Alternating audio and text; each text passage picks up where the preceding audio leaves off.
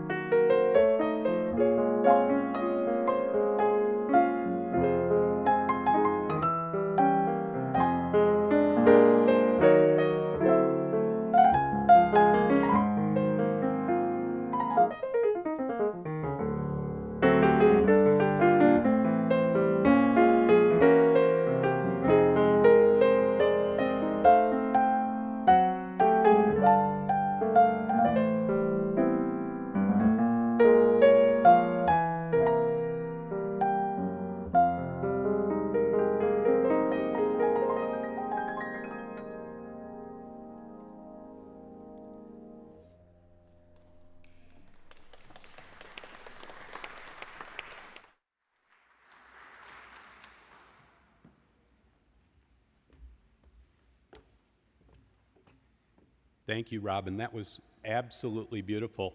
I was telling Reverend Christopher before service started that I got the chance with my wife Jennifer to see Robin perform with the Grand Rapids Symphony last weekend, and she's laughing. It was a fabulous Pops concert, Motown themed, and she was a very, very busy performer. She was constantly switching between the concert grand piano and an electric keyboard depending on the needs of the song, and it was just a wonderful show. So thank you so much, Robin. Good morning. My name is John Willette. I use he, him pronouns, and I have the honor of welcoming you to Fountain Street Church this morning. I also get to take just a moment to introduce myself as one of your governing board members. Whether you are here for the very first time, or whether you were born as a Fountain Streeter or in between, you belong here. No matter who you love and are loved by, no matter how you navigate this world, you belong here. Whether you believe in one God or many gods or no God at all, or if you're in that slippery, difficult space of, I don't know, you belong here. Welcome to Fountain Street Church. Reverend Christopher asked the governing board members to do a little bit of an introduction, and I'm reminded of some words I heard from the poet-philosopher John O'Donohue. And he was speaking once in an interview, and he said, in general and in Americans specifically, when somebody asks you, well, tell me about yourself, we tend to go to biography. We tend to go to tell what we've done. And he suggested that when we do that, we miss the point. Because when somebody says, tell me about yourself, what they, hopefully, in a rich conversation, what they want is a bit about your identity. So instead of giving you the biography of where I've been and what I've done and all of that kind of stuff, I'll try to share a little bit of my identity and how that brings me here to Fountain Street and makes Fountain Street part of my spiritual journey. I am a curious fella. I'm interested in everything. I am absolutely a generalist. I dabble at a million different things, and I'm not all that talented at any of them.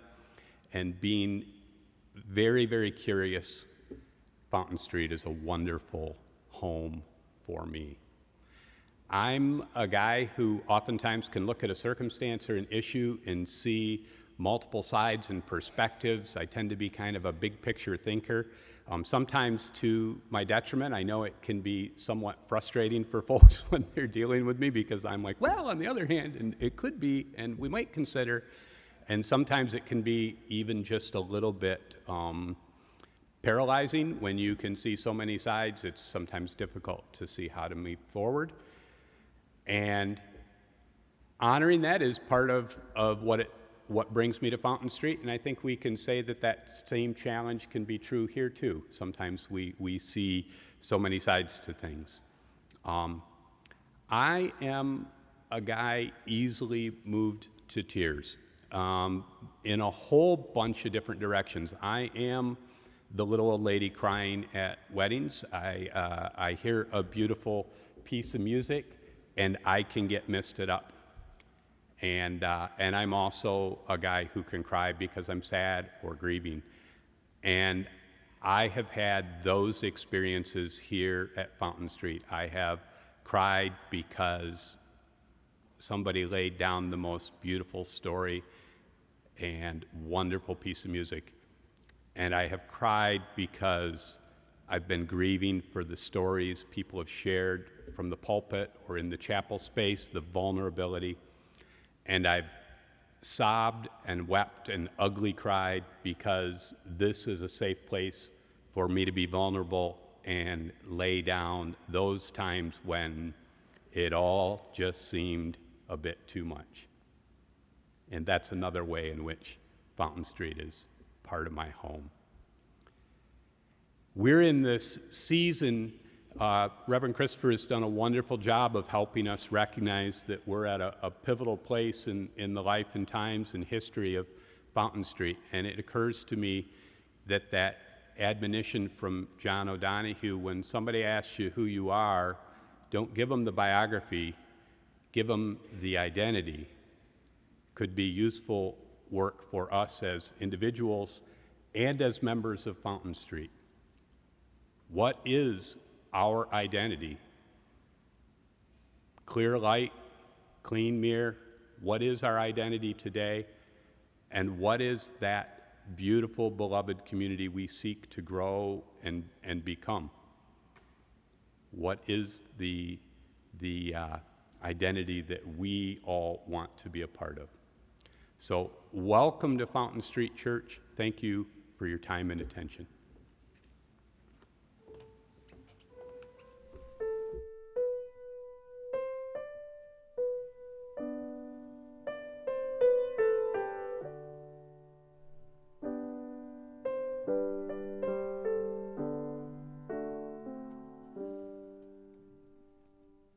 Morning.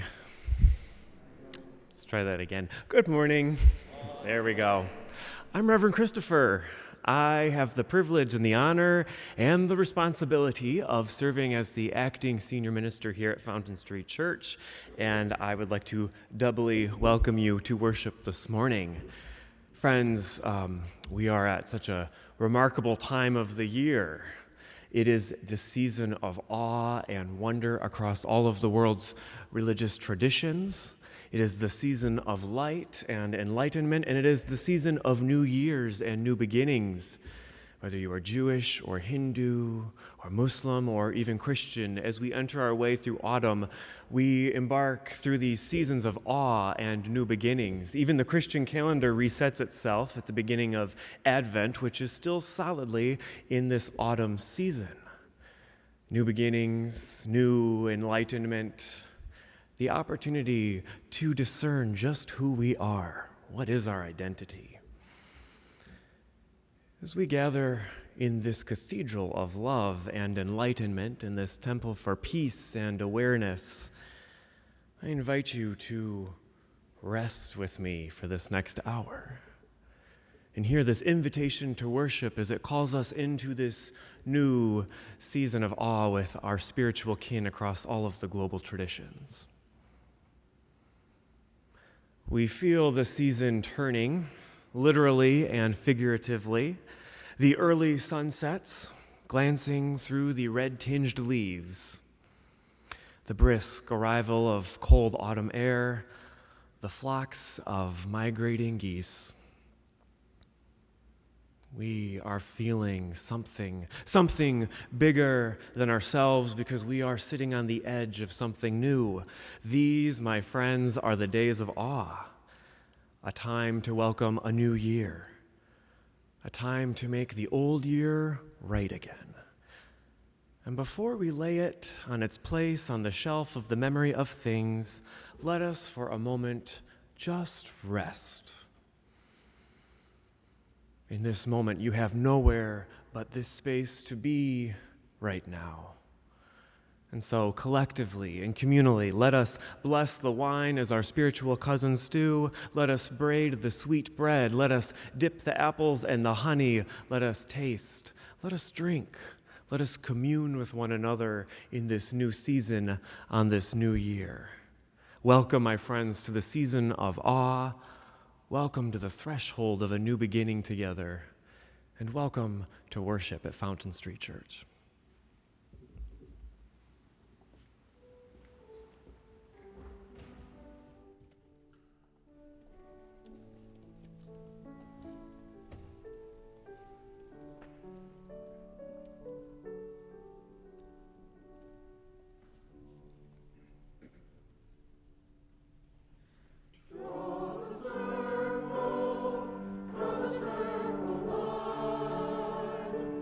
Draw the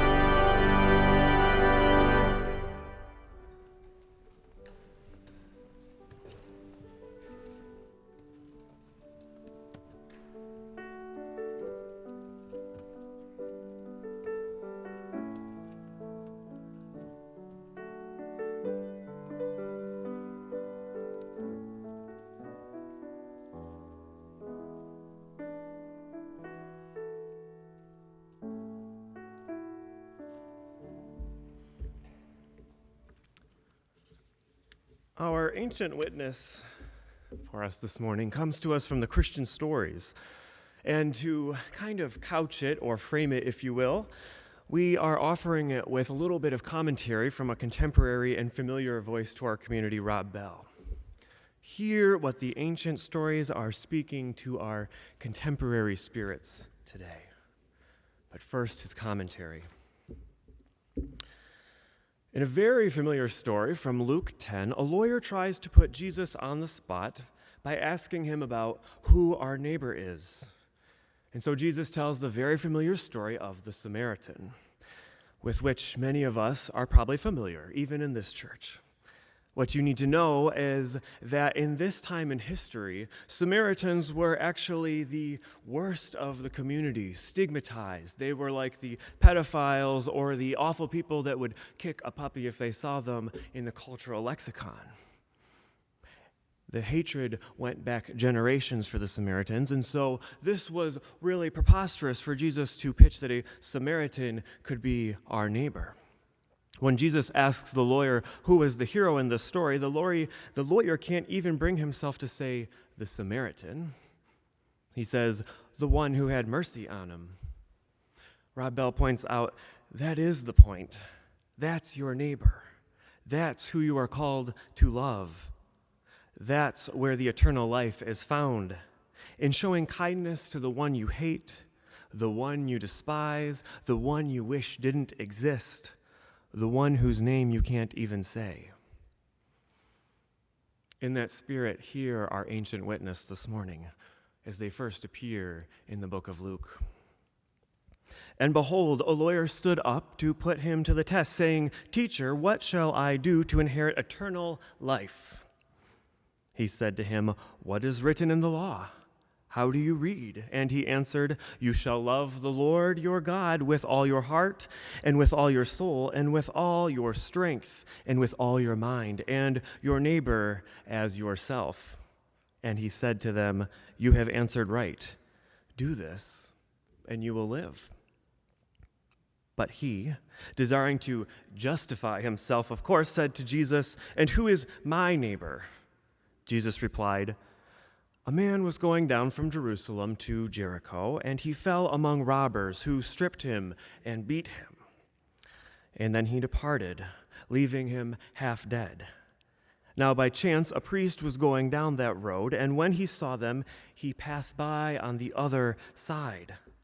So likewise a Levite, when he came to the place and saw him, passed by on the other side.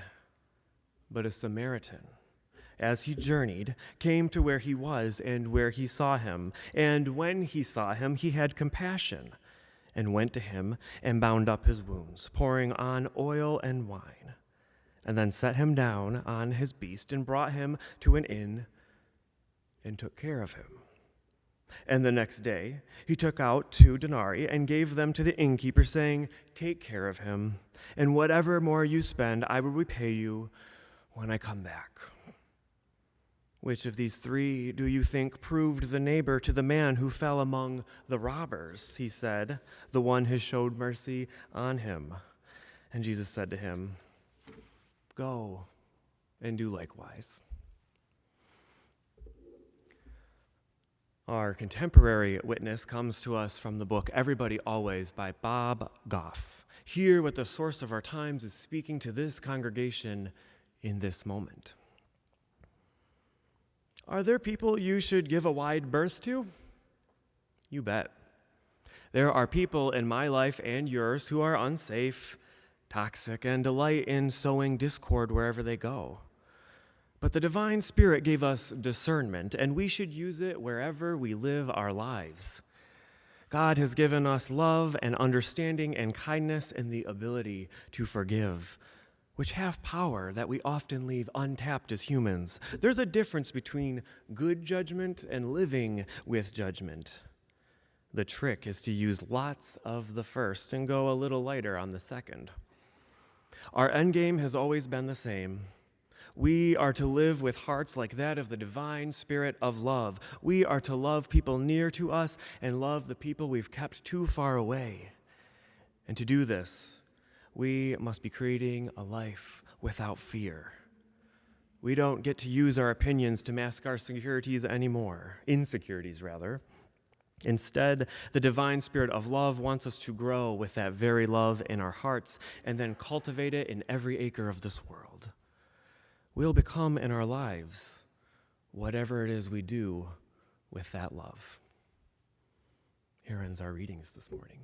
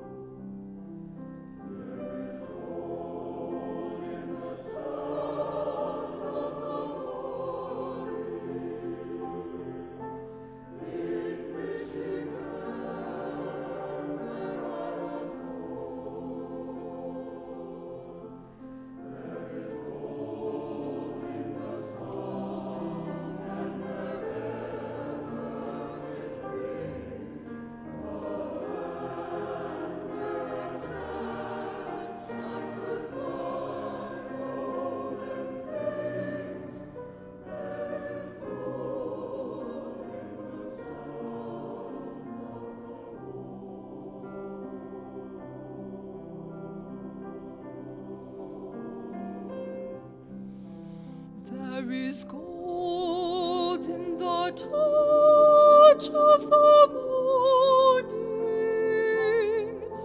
in Michigan, where I was born. There is gold in the sea as it flows from my hand in the honey and milk and the fruit of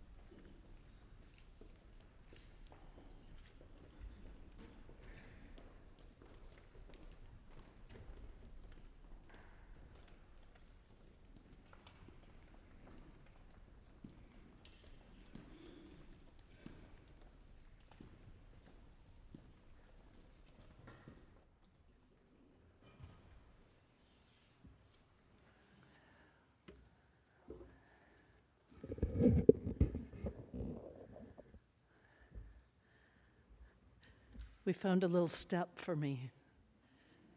Otherwise, I feel so short. A few weeks ago, Reverend Christopher started us on the path of let it begin with we. He proposed that we follow the golden rule and love all. After that service, a congregant asked me, how are we supposed to love those who are hateful to us? That brings us to this morning's message.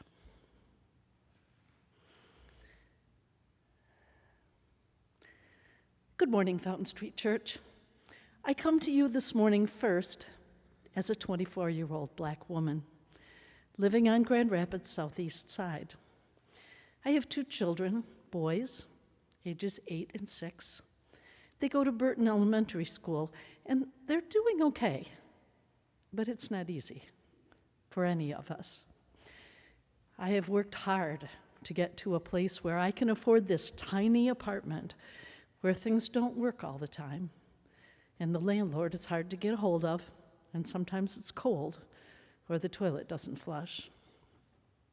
Social services is some help, but lots of the people who try to help have a tone about them that says, this is your fault. You could change this if you really wanted to. You don't deserve these services. And that's hard. That's so hard to hear. And sometimes I start to believe it. Honestly, I'm doing the best I can. I work full-time, and I can't get away from my kids' school activities or to be there when they get home. I am able to help with homework in the evenings, and we're all exhausted by that time. It looks like my boyfriend and I might be able to make something work so that we can share a place. My boys will have someone to look up to, and money will go a bit further. Of course, to move in together, we'll need a bigger place, and that will cost more. But I've been hopeful about it. Now, though, I find myself pregnant again. My youngest is 6. It's been a long haul doing this on my own. I hope for the best with my boyfriend, but experience tells me that my children's welfare is my responsibility. I can't imagine how we'll survive if I have another child. I do have a community. My church has helped and supported me. Some of my neighbors are good people. We help each other as we can. I'm not sure they'd understand, though, if I terminate this pregnancy. I'm praying for a miscarriage. Dear God, this can't be what you want for this child or for me. Look closely at me. See your hopes and fears in me and in my life. Love those parts of you. Love those parts of me.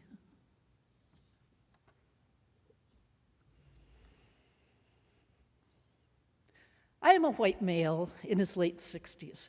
I grew up in a wealthy neighborhood, attended the best prep school, then a prestigious university, and an Ivy League school for my business degree. Everything I know about myself is based on how much money my family has, how much I've earned, where I went to school, and what kinds of jobs and business dealings I've had since leaving college. Because those things are so important to me, I've used my connections and influence, as well as my money, to make sure things keep going my way, if you get my drift. I have a wife, my 3rd, and several children. My adult children have followed in my footsteps, working their ways into the halls of power, locally and nationally. You may remember me as a candidate for office. I even served for a time. My followers were quite vocal about my qualifications, or lack thereof, that made me a man of the people, in spite of the fact that my life was very different from most of my supporters. I'm angry, as is quite evident from the way I speak. I'm angry that I have to continually prove myself to myself and to the world. I'm angry that you people don't see the value in who I am, that you only value what I can do for you, what I can be for you. But turnabout is fair play, right?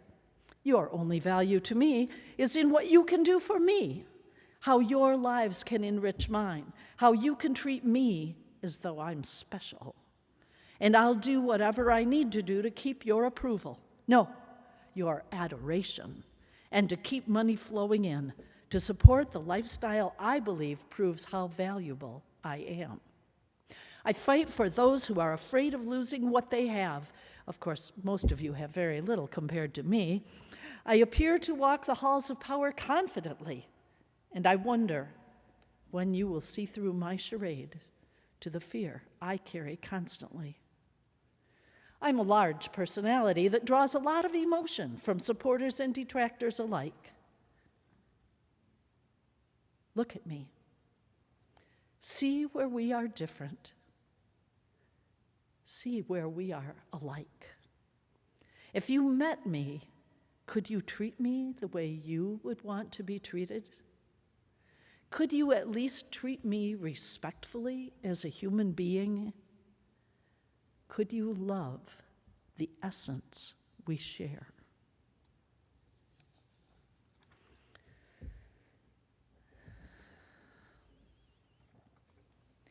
I am a Muslim woman in the Middle East.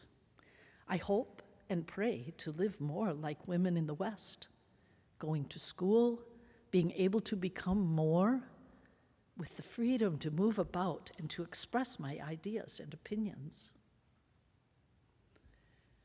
And I am her husband. The things my wife asks for herself and for our daughter are not unreasonable, but they are against our religion. Allah has said that men shall be a step above women and shall rule over them. These commandments have served our people for centuries, and who are we to say that this is not what Allah wishes? What punishments might He rain down upon us if we do not follow His teachings? Our country is torn by war. As much as I would like to live like the women of the West, I distrust their intentions toward us and their actions. These people appear to have only their own material wishes at heart. Their attitude toward us is not to make life easier for us, but to make us like them, so that they may sell us more of their goods and make their lives easier off from ours. I cannot help but believe there is a better way for this, for us to become more as people, and at the same time, to maintain our culture and heritage and religion. The war machine of the West looms over us always. The bombs come first, and then, if we do not do as the Western powers wish, the soldiers and tanks follow. Our homes and cultural sites are destroyed. Even when we fight amongst ourselves, the West is there, supporting whichever side will bring them the most money over time. It is these things of which Allah has warned us. We must be steadfast, and we must find ways to protect ourselves from the shadow of capitalism that creeps continuously toward us. Look closely at us. Do you see yourselves here? Do you hear your fears in our words? Can you love us? Can you love yourselves?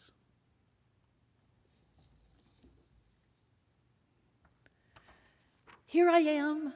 Do you see me? My eye level is lower than yours, and I don't move very quickly. Usually when you notice me, it's because I'm in the way, moving slower than you are, having difficulty getting up a curb or a ramp. I'm here, and I'm trying to work and live and love in the world just like you are. I have physical issues that prevent me from getting around the way most people do, and I get tired of having people look over my head and behave as though I'm not there. I have a job, I have a family of origin, and a family that I have made, and I love them. I do my best to love you, even though so many of you walk by as though I don't exist. And others behave as though I require pity rather than normal human respect and acknowledgement. Do you see me? I am you. I am just as much God as you are. Can you love me the way you love those you are closest to? Can you at least love the essence of me that is divine?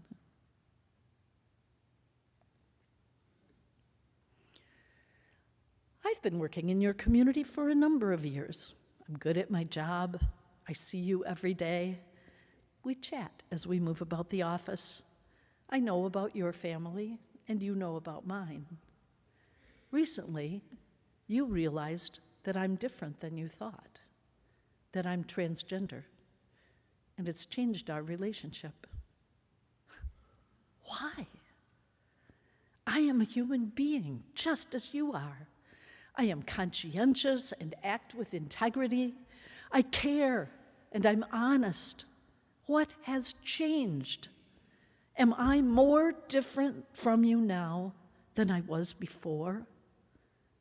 Don't we have more similarities than differences? Let me be your mirror. Can you see yourself in my eyes, in my life?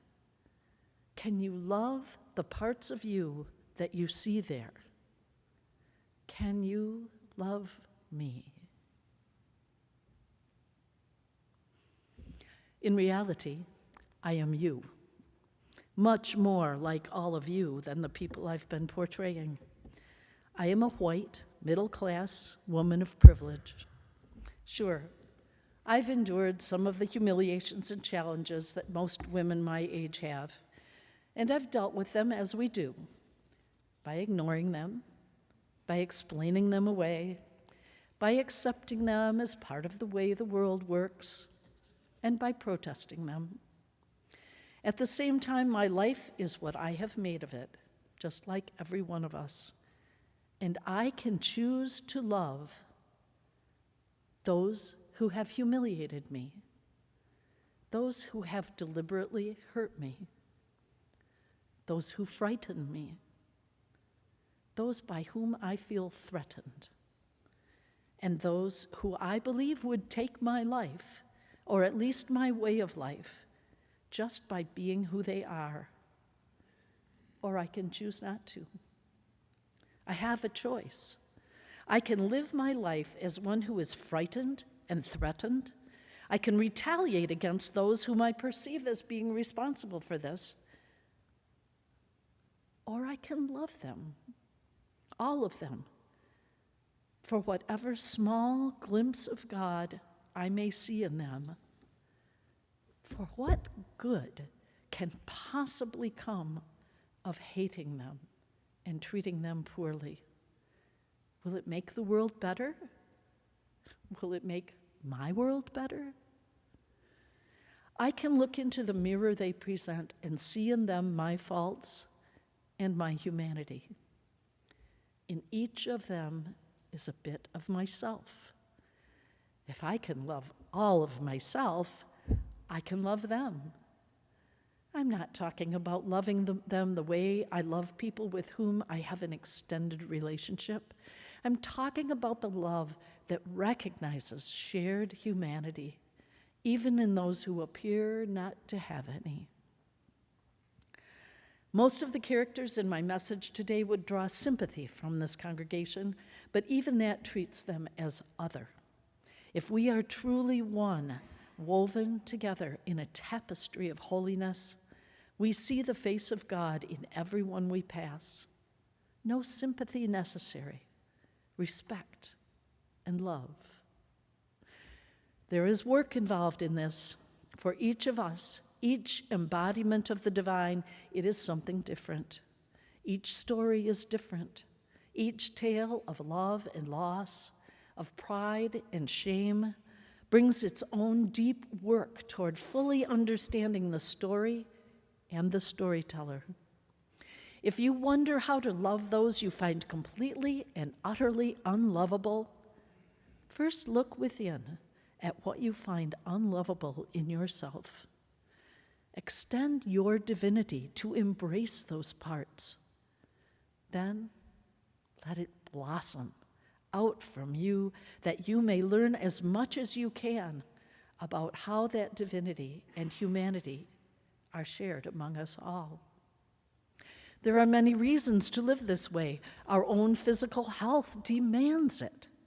When we spend our days in worry and fear or in judgment of others, possibly bordering on or deeply entrenched in hate, we make ourselves sick in a variety of ways. Everything negative we hold onto manifests itself in our bodies and in our lives. Changing this eases our path through life, recognizing our shared humanity rather than judging and abusing others brings us a smoother path, an easier time sleeping at night, deeper friendships, and a right relationship with ourselves. And ultimately, it is the only way to change the world. Perhaps. No, I think definitely. We need to be prepared to die for this principle. Like Gandhi, like Martin Luther King Jr. We need to take up the standard of treating others with respect and decency, and yes, with love. And we need to be willing to die for it. I don't like the metaphors of battle, whether dealing with political issues or cancer. So let me put it this way. I will walk toward peace or danger, whatever life brings, with an open heart, ready to treat everyone with kindness and love. I will expect nothing less of myself, and I will work to understand the parts of myself that want to flee this commitment or hide from it. Most of us will never have to experience standing up for this or any other principle in the face of death. And yet, knowing that one would changes the commitment. For here we are in these bodies, in this world, and this is the only way I see to change it. Unflinching, all-inclusive, unconditional love. I hope you will join me. Blessed be.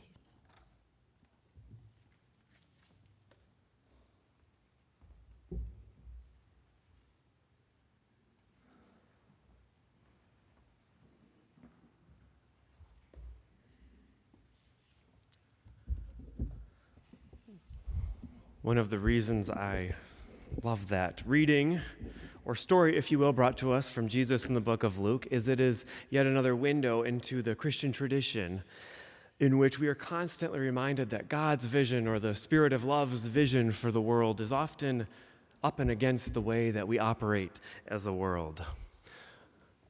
God's vision for the world is always about the neighbor, the other. You think back to the Sermon on the Mount, blessed are those. It's not often the people that our world, as it's organized today, lifts up, is it? One of the ways in which we try to live counter-culturally and push against the way in which the world is through the weekly collection of the offering. It's countercultural to just surrender ourselves, much less with our financial and capital resources. But here at Fountain Street Church, the weekly taking of the offering is a way in which we love in flesh and love embodied. Half of that money goes directly into this community, to some of the most unloved and untaken care of and cared for people in our midst, our neighbors.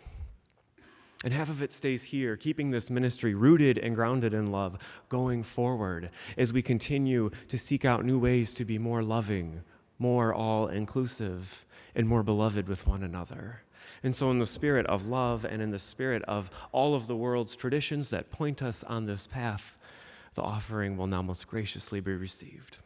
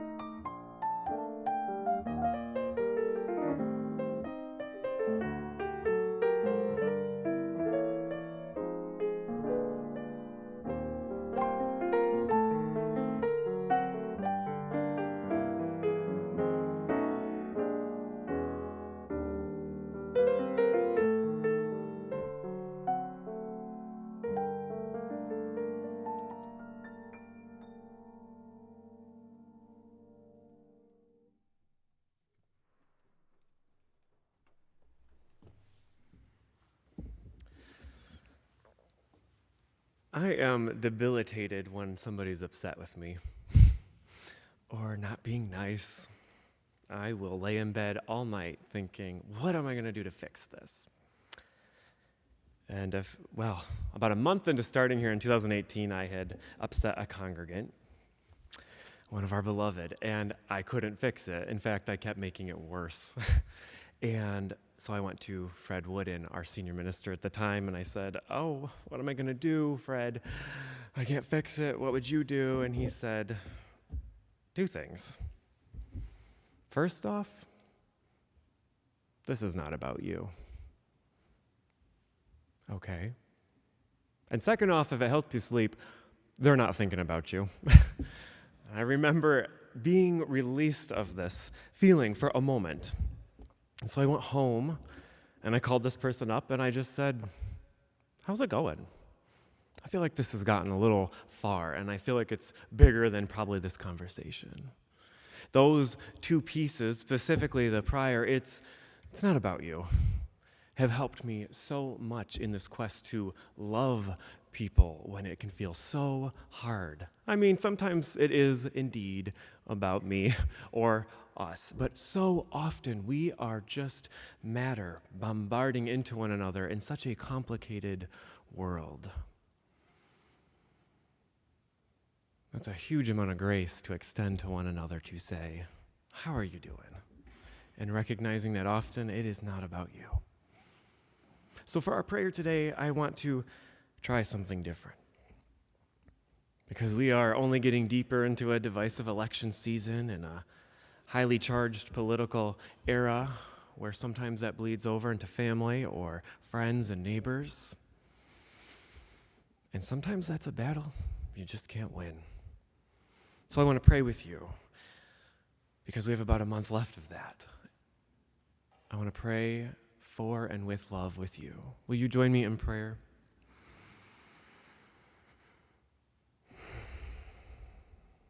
Spirit of love, divine source of compassion that time, nor space, nor energy can contain. Be with us. Be within us.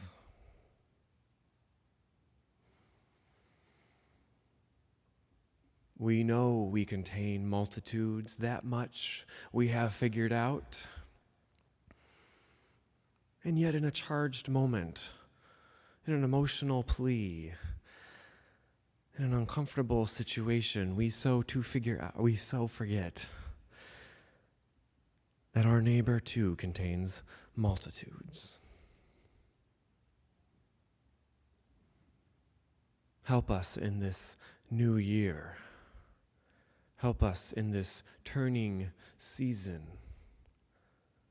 Help us on this new advent of awe to release ourselves. Release ourselves of anger and hurt. Release ourselves of doubt and pain. And release ourselves of the very things that put a wall up between us and love.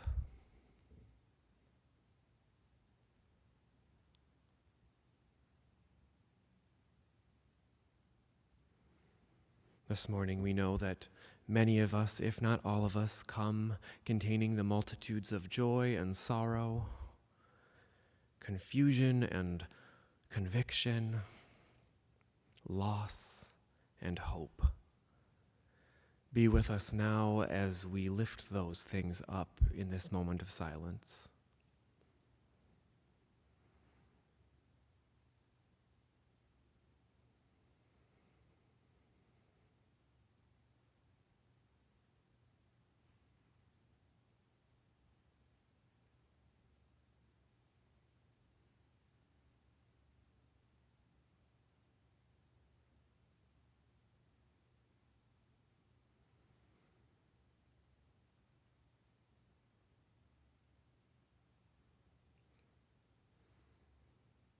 As we take these next steps into this new season together, give us the courage to love, Give us the strength to love.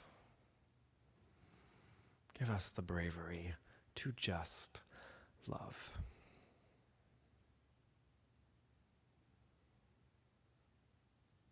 May it be so. Amen.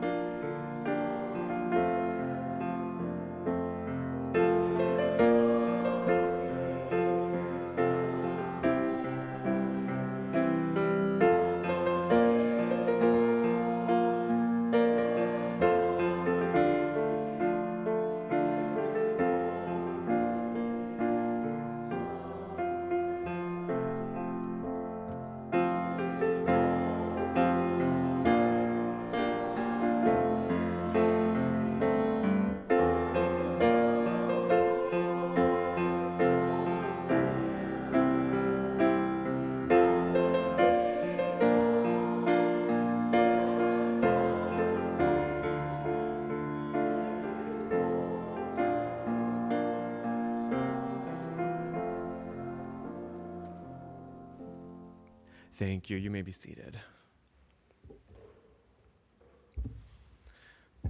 The quest for love and loving our neighbor doesn't just begin in the chapel or the sanctuary. The youngest among us are also lifting up love today in the character school. They are working on social action projects that extend beyond these walls. Specifically, they are doing projects for Kids Food Basket this week.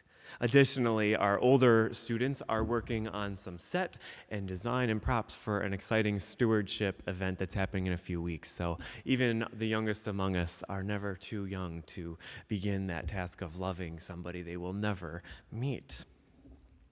I've got a fair amount of announcements I just want to lift up for you all today. The first of which is right after the service. If you are interested in women's spirituality here at Fountain Street Church, you are encouraged to come to room 109 after we have all greeted one another and made our way out of the sanctuary. Room 109, downstairs on the lower level, there will be a group of people talking about women's spirituality at Fountain Street Church, maybe some events, some offshoot programs. So please join together. All are welcome for that. Next week, we have a very special and unique service at the 11 o'clock service. Our Senior Minister Search Committee, our governing board members, and I will all be leading worship together and kind of looking at this crossroads we keep talking about and holding intention. What does it look like and what does it mean to hold love at the center of all of that? How do we let this next season begin with us, and where are we as we start making that conversation more public? And so I hope you can come for that. It should be a really unique service. I know the Senior Minister Search Committee is putting a lot of care and love into that. So please join us for that. Additionally, and kind of it feels a little more jarring than that information, we're having a fire drill next week in the service. There's no good Sunday for that. As a liturgical person, it's really hard for me. So we'll try to sequence it towards the end of the service. It's going to be a building-wide fire drill. It's part of our risk management plan. We're not the only downtown church that has to start doing these. I know our neighbors at Park Church have done a couple now. So we will have a fire drill at the end of the service if the weather's good. And there'll be more information about that in a reminder at the beginning. So we will leave and gather outside and then call it a day. So I just want you to know that now. It's so weird. What more can I say? We also have a lot of ways in which we get to practice love as a community in the coming weeks. In a couple weeks, we're going to be having a Halloween hop, as it's called, which is a dance. It's just a social activity. You don't even have to dance or don a costume. That'll be not next Saturday, but the week after, the 22nd, right here at the church. Wonderful stewardship activity and just a wonderful way to gather. The very next day, there is an event here in this beautiful sanctuary where we will be showing a film screening of a beloved Halloween classic, Hocus Pocus, and that is completely open to the whole public, another stewardship initiative, and also just a fun way for families to connect. Come be in this beautiful space, enjoy a silly little Halloween movie that's fun for all ages. There'll be a little bit of an organ prelude for it with Halloween music. And then the following week will be our Halloween service, which will also be very festive. I'm going to be making sure that we get an email out to you with all of these things just because it's a lot. And then finally, the night before Election Day, so that'll be Monday, November 7th, I'm going to be having a church service here in the sanctuary about love and hope and peace, because no matter what happens that next day, there are going to be people excited and disappointed, and that is not the end game in our life. So we will be having a vigil here with hymns and poetry and prayer. We've done a few of those now. It'll be open to the community, and so we will also make sure we get that information out to you. Just a way to hold space and hold ourselves accountable to love in the midst of all of that. Friends, thank you for being here today. Thank you so much to Margi for your words on love this morning. Thank you to our choir for your beautiful gifts of music. Thank you to Rob and Connell for enriching our service with your music as well. And thank you to each and every one of you who continues to call this place your spiritual home. We are blessed to know one another. Go forth this week, brave enough to risk love, to take a breath. Remember, it's not always about you. And just be cradled by the gift that love has to offer. Go in peace, because you are loved.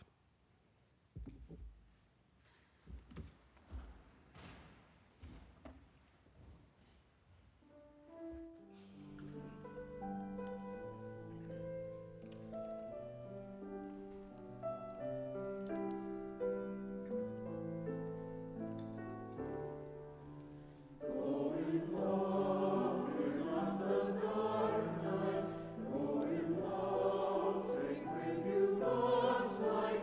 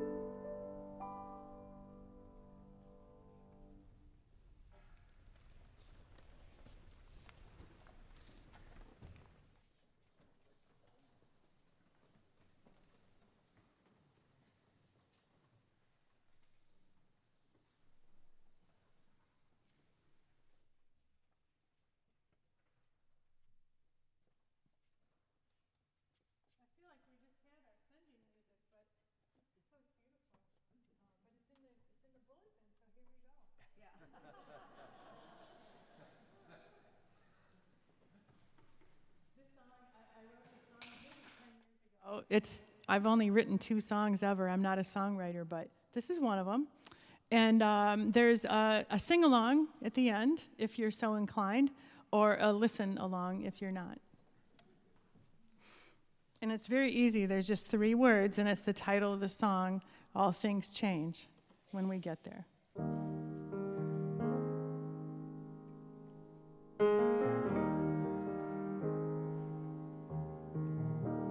Can you hear me as I call your name out low?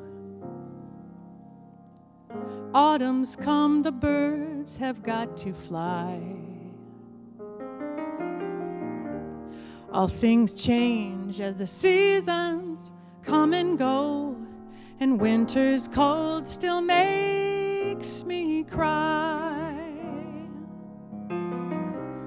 Once on a summer day, you were here and hope was high.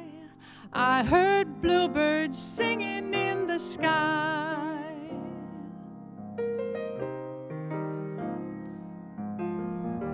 Summer's gone now, like a fire without a spark.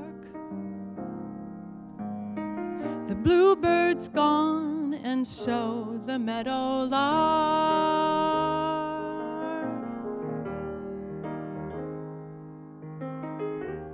Can you hear me as I cry into the dark? Autumn's gone, the leaves have blown away. All things change as the seasons circle round, and life seems short as a winter's day. So many summer nights I heard you play a soft refrain. Your sweet music sheltered me from the rain.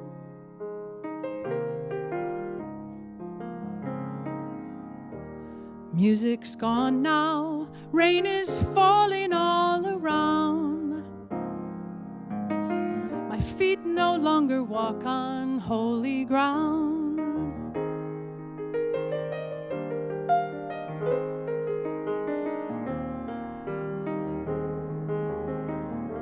The snow is falling, the sun has left the sky.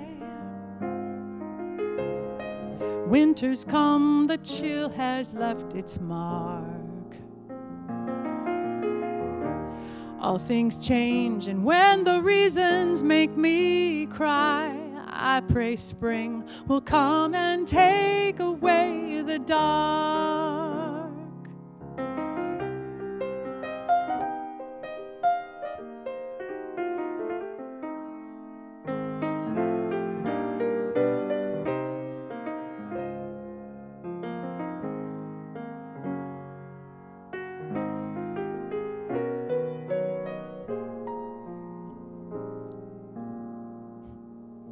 How I wonder,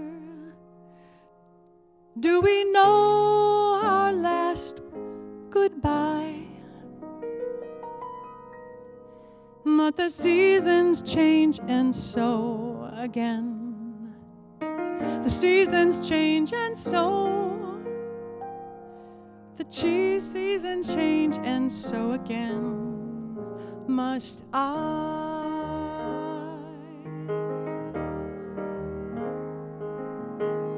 All things change, all things change, all things change, all things change, all things come and go and then are gone. And so I'll sing your lovely song. Things come and go and then are gone. So I'll sing your lovely song. Yes, the seasons change, and so again I pray spring will come and take away the dark.